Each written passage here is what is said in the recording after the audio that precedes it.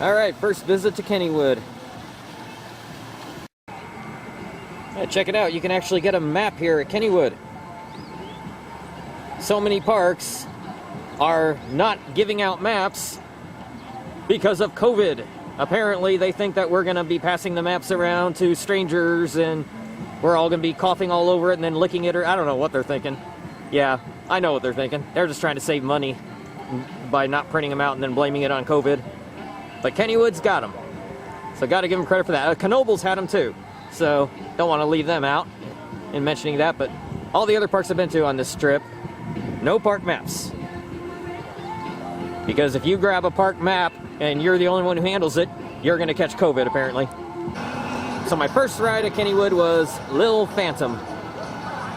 Had to prioritize things. Start off with the best, then work your way down. Steel Curtain might be closed, but at least I got to ride this thing. A Molina and Sons kiddie coaster.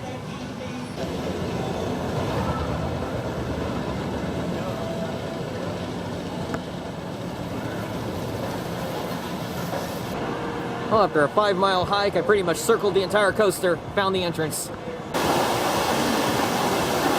It's a pretty area here at near the exit of Phantom's Revenge. And even on a Saturday, Phantom's Revenge was a walk-on.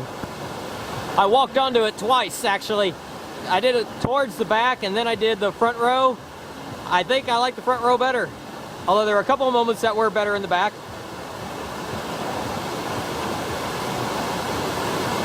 That was some incredible airtime on that. And those restraints, those are the weirdest restraints that just like drop down from the side. I don't know of any other coaster that has restraints like that. But it does allow for some incredible airtime. And I love those visuals as you're diving down into the ravine, interacting with Thunderbolt. And then you hit the strongest airtime towards the end. Whenever you climb back up, that's when you start hitting the insane ejector airtime. Not exactly sure where I would rank it, not after just 2 rides. I was definitely very impressed. It is a very smooth ride. That was one thing that really impressed me on that first ride, is just how smooth it is. The airtime is pretty strong, maybe not quite the level of Sky Rush, but I don't think it needs to be. I don't think anything needs to be the level of Sky Rush.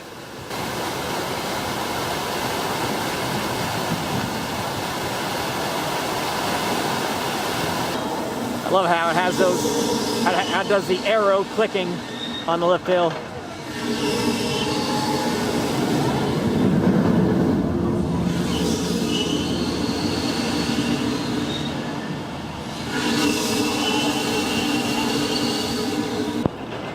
So Exterminator, that was pretty cool. It's an indoor spinning wild mouse. It didn't spin very much. I've only done one other spinning wild mouse, and that was at Fun Spot Orlando, and that one spun like crazy. This one didn't spin much, but it's still good. I like the theming in there. And the cool thing is that it was only like a 5-minute wait. Went real quick. Okay, so I rode a second time. And if you want to spin a lot, get all your weight on the right side. Whenever you sit down, if you put the maximum weight on the left side, you don't spin much. If you put it on the right side, you spin a lot. And I didn't realize they have this too. Hershey had this. Pretty cool.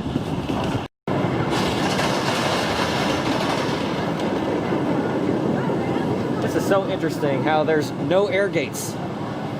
Now, Twister at Knoebels didn't have air gates.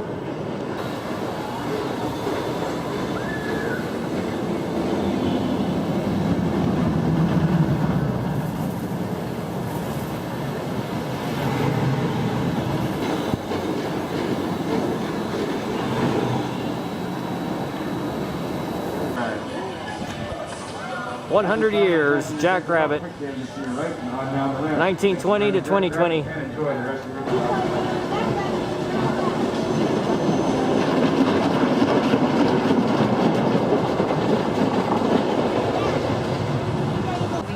So that was good. I lucked into the back row. I don't know if the front might have some advantages over the back, but the back row, that was standing airtime on that double down. So you start off with the drop before the lift hill, get some airtime on that, and then you go up the lift hill, and then you circle around up here to the top. You do the double down, and that's where you get airtime. And that's kind of the whole ride. Those two, the drop out, the drop after the turnaround out of the station, and then the double down off the lift hill. You do another turnaround and another little drop, but that last little drop doesn't do anything, at least not in the back. I was thinking the rise up into the station might give some airtime in the front, though. I just rode both sides of the racer here at Kennywood. It's an old school Woody. It was made in the 1920s, I believe. And if you don't know, you board on one side and you get off on the other, which is really interesting. I gotta study the track layout to figure out how that even happens. But it's a fun ride. There is nothing too crazy, nothing too intense at all. There are a couple pops of airtime in it, which are pretty good. Nothing mind-blowing, but good enough. And it has buzz bars, so any airtime you get with buzz bars is going to be good, even if there is seatbelts on it, which there is on this. Pretty solid ride, though. Not that long of a line, even though they're not using the switchbacks at all, so they got it spilling out over there, but it doesn't take long at all. They're pretty good, not too rough. Has a little bit of bumpiness to it, a little bit of shake, but just the right amount, not too much. And it's right at the bottom, right at the base of this statue that they call Steel Curtain. I think I've heard of that before. It's a pretty nice looking statue.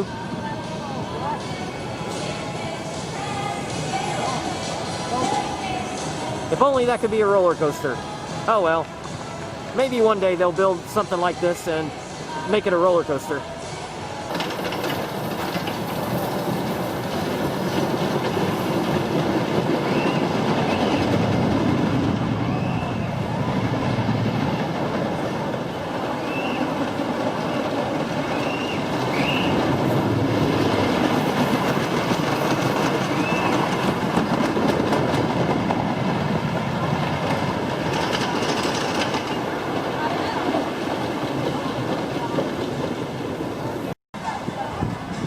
I figure most people start with Skyrocket who come here. It's the first ride that you come upon whenever you cross under the street. So probably most people do Skyrocket first and then work their way back. I did the opposite. I'll be doing Skyrocket last, since the Steel Curtain statue is just sitting there. And Thunderbolt, you have to have a partner, and I'm here solo today, so. And it's probably the worst year to try to get Thunderbolt when you're solo. It's almost impossible.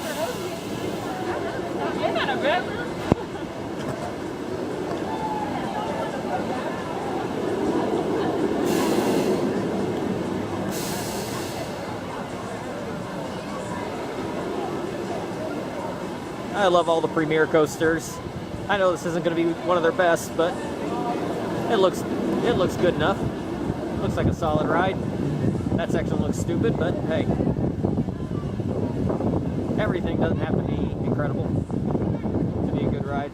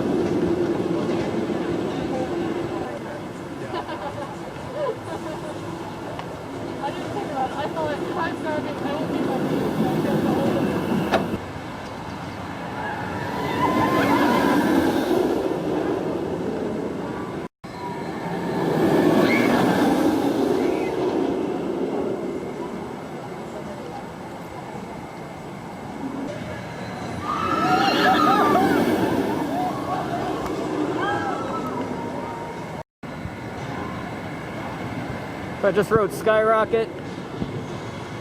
45-minute wait. They're running one train on a busy Saturday, so that made it a long wait, but that's okay. The important thing is I actually got on it at least once. And actually, considering I didn't get here till 11:15, I've been here 4 hours, got 12 rides in total so far. Of course, 4 of those were Phantom's Revenge walk-ons. This is the only real wait I've had. The others have been maybe 15-20 minutes at the most. This was 45 minutes. I've had a lot longer waits on other coasters, and this is a good one. This is a good ride. I would say it's definitely better than the Skyrocket 2. Not as good as the Skyrocket 3, which of course is full throttle. But that I was in the back row, that's where I was assigned. And on that top hat, we dropped down off the top hat. I got some great airtime there in the back row. And also dropping off the mid-course. That was crazy ejector airtime in the back row off the mid-course. Now those final 2 airtime hills before the brake run, not strong airtime, but it is something. You get a little bit of floater. Not everything has to be crazy ejector. Though that zigzagging move though, yeah, that I don't understand what that's all about. That was stupid, but the rest of the ride is great.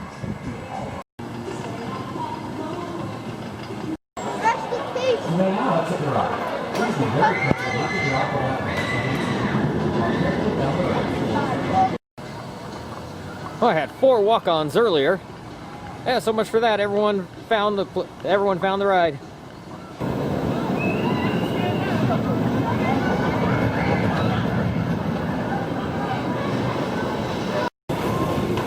Yeah, it's like a factory over there that you're looking at as you go down the main drop.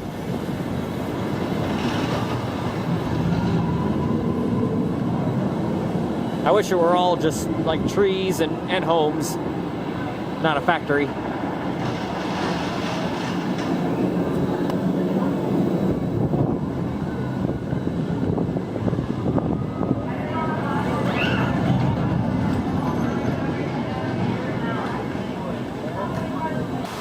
I was only here for 5 hours, actually less than that.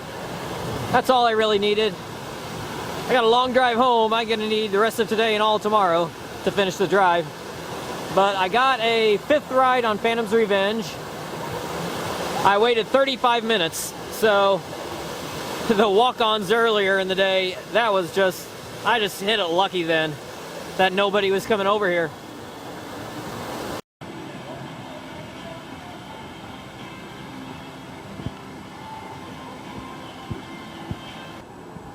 Overall, I'm happy with my visit here at Kennywood.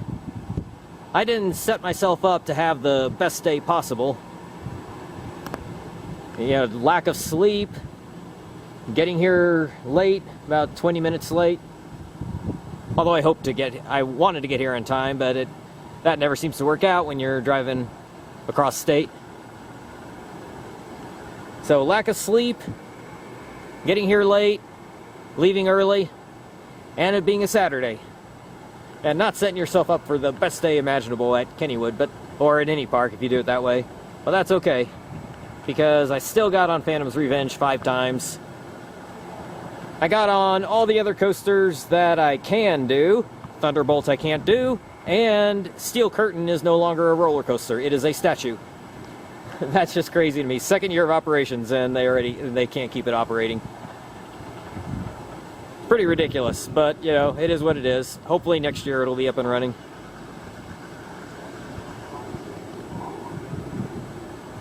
A Storm Runner at Hershey Park, they probably have a part that they're waiting on. That's what everyone is assuming.